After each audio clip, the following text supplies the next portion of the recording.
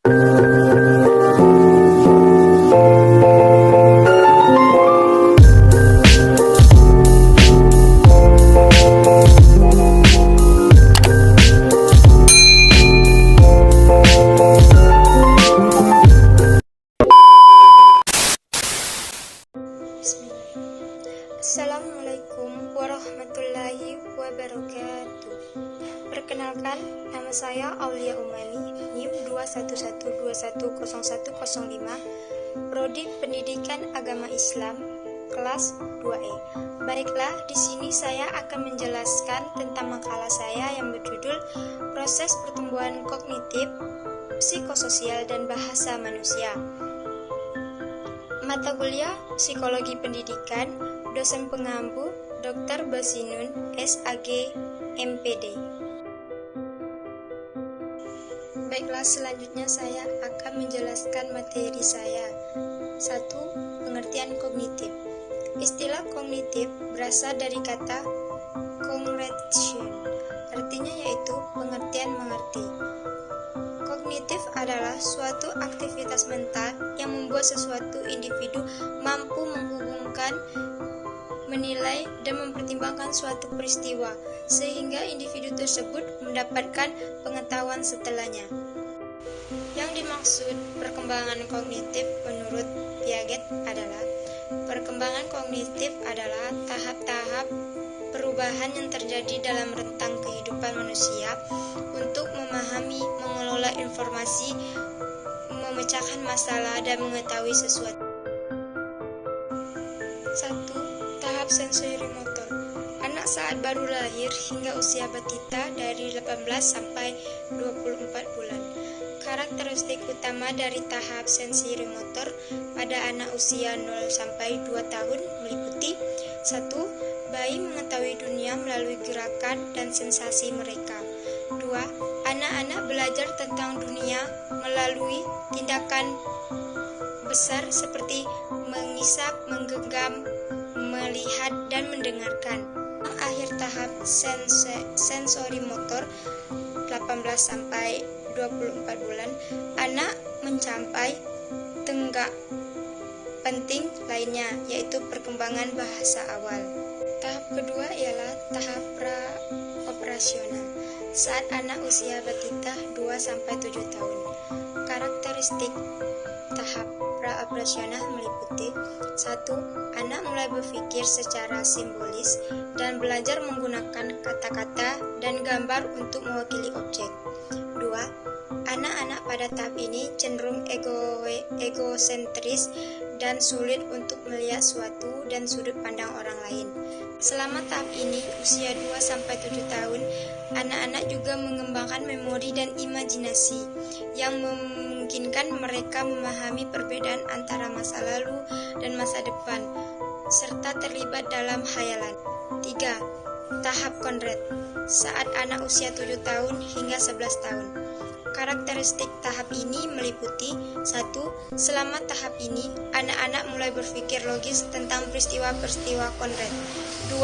Mereka mulai memahami konsep converse. Selama tahap ini, sebagian besar anak masih belum bisa berpikir secara abstrak atau hipotesis. Tahap keempat ialah tahap operasional, saat anak usia 12 tahun. 1. Pada tahap ini, anak mulai berpikir abstrak dan mulai menalar tentang masalah hipotesis. 2. Pikiran abstrak muncul. 3. Remaja mulai berpikir lebih banyak tentang masalah moral, filosofis, etika, sosial, dan politik. Anak yang mencapai tahap keempat perkembangan kognitif sudah mampu menggunakan simbol-simbol yang berhubungan dengan konsep abstrak seperti aljabar dan sains. Fungsi dari kognitif. Fungsi-fungsinya yaitu 1. Merasakan dan mengenal. Suatu contoh misalnya dapat membedakan antara yang manis dan pahit, putih dan hitam, berat dan kecil, jeruk dan melon, dan masih banyak yang lainnya. 2. Kemampuan mengelola bahasa. Tentu saja menyesuaikan konteks pembicaraan dari orang yang diajak bicara, berupa ucapan yang baik dan tidak menyinggung orang lain. 3. Fungsi eksekutif. Ialah dapat membantu seorang merencanakan sesuatu dan melaksanakannya.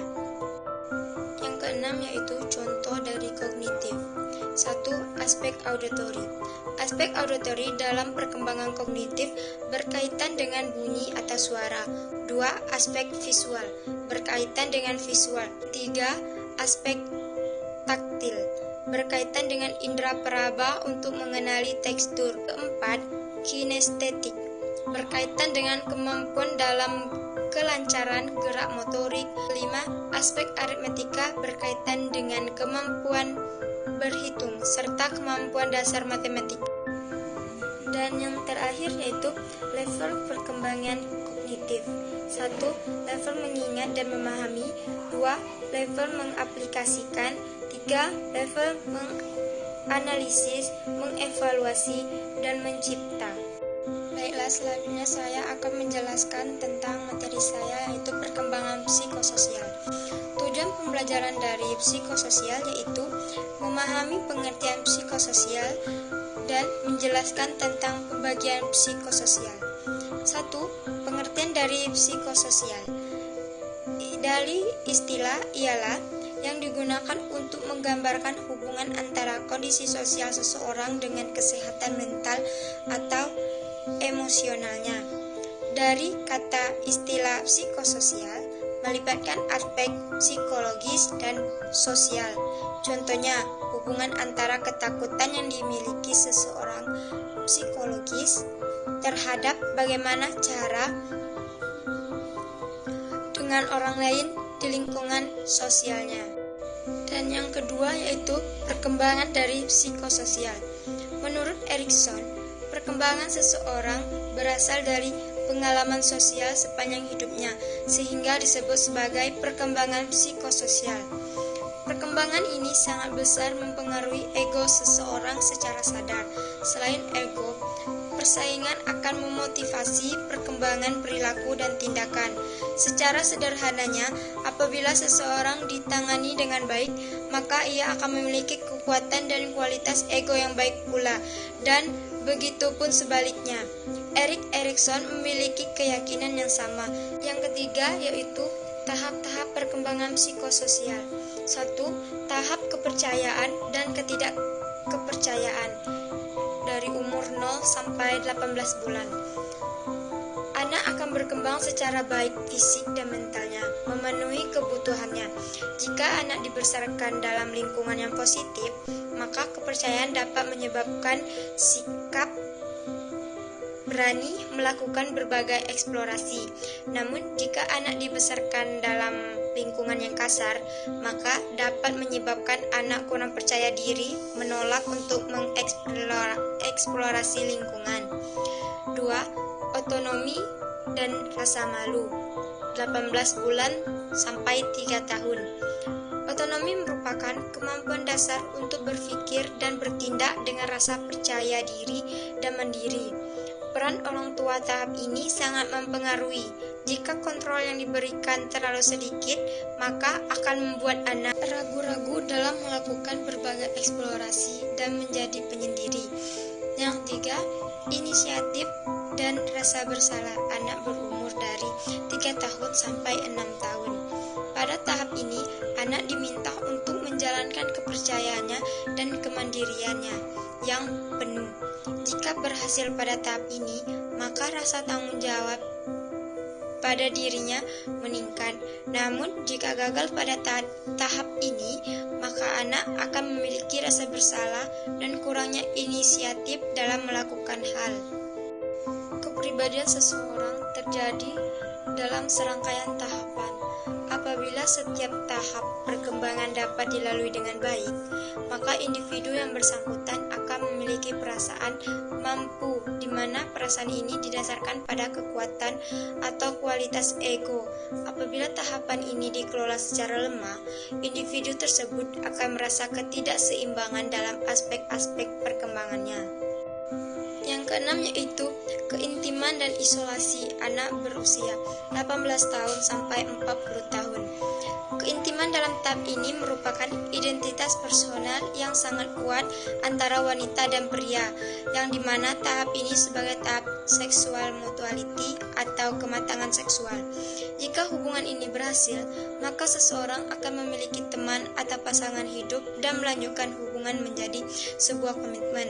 Namun bagi mereka yang memiliki kepekaan diri yang kurang tinggi, maka cenderung memiliki kekurangan dan berkomitmen dan lebih sering terisolasi secara emosional, kesendirian, dan merasa keterasingan dengan orang lain. Dan yang ketujuh, generativitas dan stagnasi berumur 40 tahun sampai 65 tahun. Pada tahap ini, seseorang akan melanjutkan kehidupan dan berfokus pada karir dan keluarga. Jika berhasil melewati tahap ini, maka seseorang akan memberikan kontribusi terhadap lingkungan dan berpartisipasi dalam lingkungannya dan komunitasnya. Jika gagal dalam melewati tahap ini, maka seseorang akan merasa tidak produktif dan stagnasi yang berkaitan dengan rasa kecewa dan menumbuhkan sikap egois pada diri. Baiklah, selanjutnya saya akan menjelaskan materi saya yang ketiga, yaitu perkembangan bahasa. 1. Perkembangan bahasa. Proses berkembangnya kemampuan seseorang untuk memahami dan mengucapkan kata, sering berjalannya waktu dan integrasi kosakata atau kemampuan bahasa seseorang juga ikut berkembang. Yang selanjutnya yaitu fungsi bahasa. 1. Bahasa menjelaskan keinginan dan kebutuhan individu. 2. Bahasa dapat mengubah dan mengontrol perilaku. 3. Bahasa membantu perkembangan kognitif. 4. Bahasa mampu mempercepat interaksi dengan orang lain. 5. Bahasa mengekspresikan keunikan individu. Yang selanjutnya yaitu tahap perkembangan bahasa. 1. Fonologi atau sering menyangkut dengan bunyi atau nada pada bahasa. 2. Semantik, yaitu mengandung kata kerja dan mampu menggambarkan konsep melalui kata-kata. Dan ketiga, tata bahasa, yaitu aturan subjek, predikat, dan objek preposisi ke dalam suatu kalimat. Dan 4, pragmatis, aturan untuk komunikasi yang efektif dan sopan. Yang terakhir yaitu teori perkembangan bahasa. Bahasa merupakan kemampuan komunikasi dengan orang lain. Perkembangan bahasa selalu meningkat sesuai dengan meningkatnya usia anak. 1. Teori menurut dari teori nativis. Penguasaan bahasa pada anak-anak bersifat alamiah, namun dalam hal ini tidak berarti bahwa lingkungan punya pengaruh dalam memperoleh bahasa, melainkan menganggap bahwa bahasa merupakan pemberian biologis sejalan dengan terburuknya kemampuan lingual yang secara genetis telah diprogram. Dan yang kedua, teori menurut behavioristik, bahwa proses pemulihan bahasa pertama dikendalikan dari luar diri si anak, yaitu oleh rangsangan yang diberikan melalui lingkungan. Dan teori yang ketiga yaitu teori kognitif. Jean Piaget mengatakan bahwa bahasa itu bukanlah suatu ciri alamiah yang terpisah, melainkan salah satu di antara beberapa kemampuan yang berasal dari kematangan kognitif. Baiklah, mungkin itu saja yang dapat saya jelaskan tentang materi saya. Jika ada kesalahan, saya mohon maaf dan saya akhiri. Wabillahi taufiq wal hidayah. Wassalamualaikum warahmatullahi wabarakatuh.